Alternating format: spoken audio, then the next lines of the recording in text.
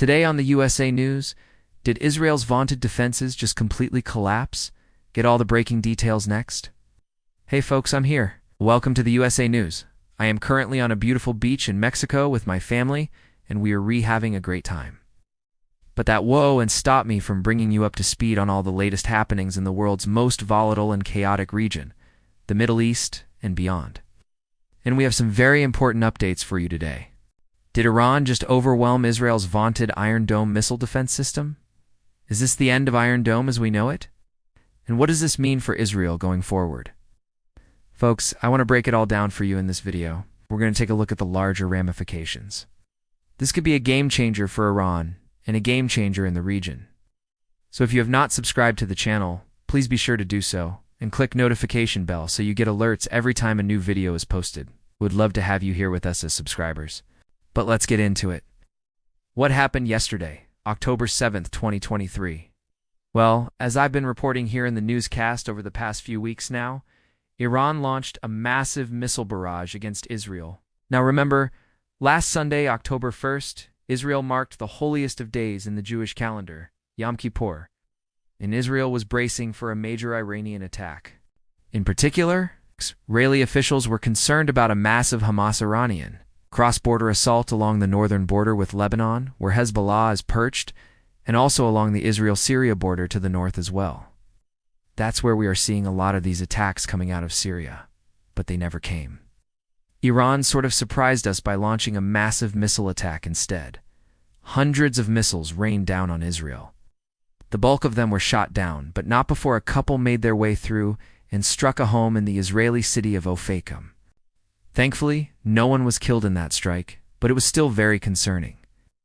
Then 2 days ago, again, Israel was on high alert for another massive Iranian attack, which never came. Instead, earlier this week we had more missile strikes out of Syria, which again were shot down by Israel's vaunted Iron Dome missile defense system. But yesterday, Saturday, October 7th, once again, Israel was on high alert for a major Iranian attack. Guess what? They got one. Now, here's the key point about yesterday's attack. It came without any warning. There were no inbound rockets fired from Gaza, from Lebanon, or Syria. And this is key because when Israel sees those rockets taking off from those locations, it gives them time to activate Iron Dome. As we've reported here in the newscast many times, it takes a little bit of time for those missiles to leave the launch pad, to make their way through the atmosphere, and then to actually impact. And during that time, Iron Dome can activate and shoot down those incoming missiles. But that was not the case yesterday. Now Iran launched an attack. Surprise, surprise, according to Israeli officials. Around 350 missiles, and those missiles headed in every direction towards Israel. Again, the vast majority were shot down by Iron Dome. But a much higher percentage of these missiles made it through than we have ever seen before. According to the Israel Defense Forces, 116 of these missiles made their way into Israeli territory. Now that is double, folks. Double what we have ever seen before. In fact, the head of the IDF, the Chief of Staff, Herzi Halevi, said yesterday that this was an unprecedented attack on Israel. He said that the sheer volume of missiles that were fired by Iran yesterday overwhelmed Israel's defenses. Now, folks, remember, Israel has not faced this type of attack since the Six-Day War of June 1967. So there's really no comparison. You cannot compare what Israel is facing right now under this multi-front war with what it has faced in the past. This is completely unprecedented. And in the immediate aftermath of yesterday's attack, there were widespread reports online that Iron Dome had failed, that it had totally collapsed. Now the IDF came out and pushed back against that. They said Iron Dome worked and operated as intended. But remember, just a few months ago in the war in Gaza, we saw that Iron Dome did not always work as intended. A number of rockets, hundreds of rockets actually made it through and struck various locations throughout Israel, including the city of Sderot, which is right along the Gaza border. And in fact, one of those rockets struck a school. Thankfully, no one was hurt. But still, this is a vaunted missile defense system that is held up as like the best in the world. And we saw that it doesn't always work. What Iran is doing is launching these missiles in salvos. They are launching them in mass from different directions, sometimes in waves, sometimes from different vectors. And it seems that these Iranian missile barrages are designed to overwhelm Iron Dome. Now, again, I don't think yesterday's attack was fully successful in that regard. And I don't think Iran feels that it was completely successful as well. But clearly, they are changing the equation here. And what we're seeing right now is a quote-unquote new Iran.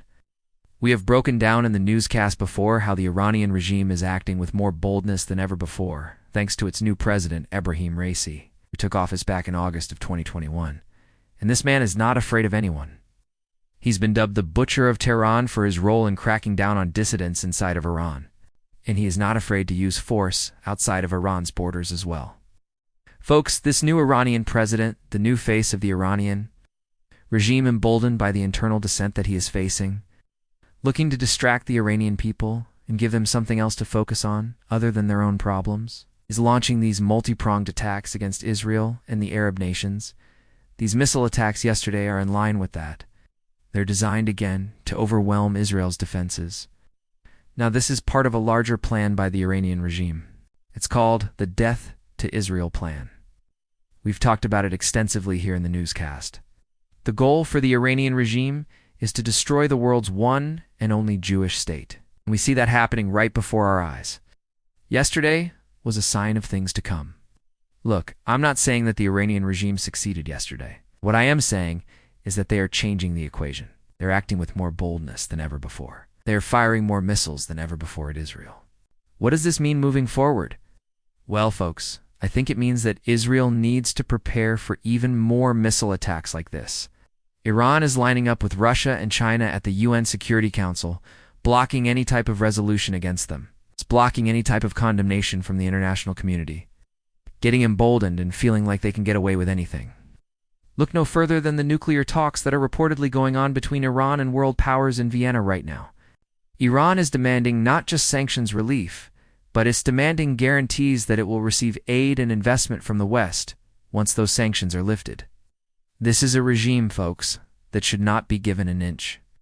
If the West gives Iran 1 inch, Iran will take 10 miles. That's what we've seen over the past 45 years of dealing with this regime. But that's what's happening right now. And ultimately, I believe this will lead to a disastrous outcome. If the West lifts these sanctions and gives Iran what it wants, Iran will continue to act with more boldness than ever before, whether that's against Israel, against the Sunni Arab nations, against American interests in the region and beyond. Iran feels like it has the wind at its back right now. Again, I think yesterday's missile barrage was a sign of things to come. So folks, stay tuned. Keep it all in prayer. God Almighty still sits on the throne. He is in control. And Israel will prevail in the end. But things are heating up. Things are ramping up. And we are keeping a very close eye on this for you here on the Watchman Newscast. Thanks so much for joining us here today from vacation. Until next time, God bless you, and remember, never hold your peace. Hey everyone, thanks for checking out the newscast. If you enjoyed this episode and want to see more, make sure you go ahead and hit the like button. Click subscribe and tap the bell icon to turn on notifications for new episodes every weekday.